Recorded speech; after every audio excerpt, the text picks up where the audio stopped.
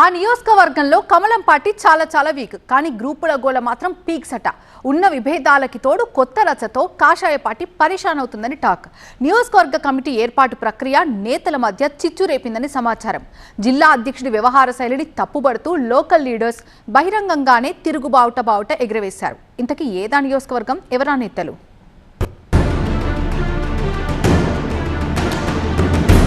గజ్వేల్ నియోజకవర్గంలో బీజేపీ ఎంత బలహీనంగా ఉందో అక్కడి పార్టీలో వర్గ విభేదాలు అంత బలంగా ఉన్నాయట.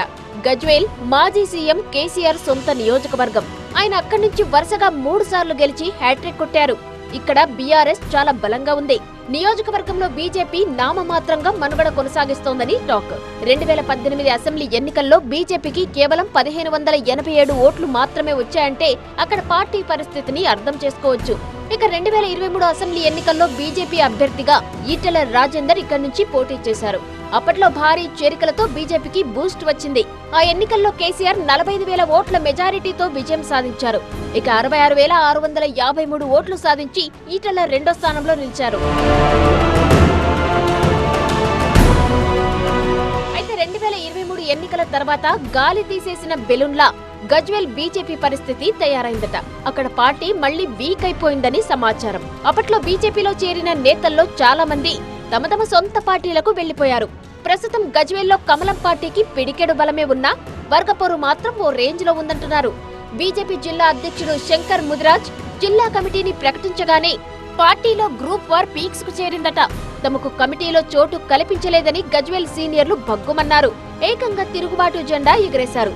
జిల్లా కమిటీతో తమకు సంబంధం లేదంటూ వాళ్లే స్వయంగా నియోజకవర్గ కమిటీని ప్రకటించారు. ప్రెస్ మీట్ ను పెట్టి మరీ అసంతృప్తిని వ్యక్తం చేశారు.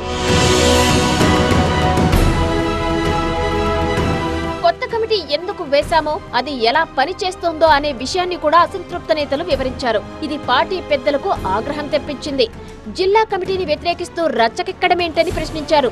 దీనిపై సమాధానం ఇవ్వాలంటూ అసంతృప్త నేతలకు షోకాజ్ నోటీసులు జారీ చేశారు. దీంతో పార్టీలో రచ్చ మరింత ముదిరిందని సమాచారం. బీఆర్ఎస్ కు ఓట్లు వేసిన వాళ్లే పార్టీని నాశనం చేస్తున్నారంటూ పరోక్షంగా మెదక్ ఎంపీ రఘునందన్ రావుపై కామెంట్లు చేశారట.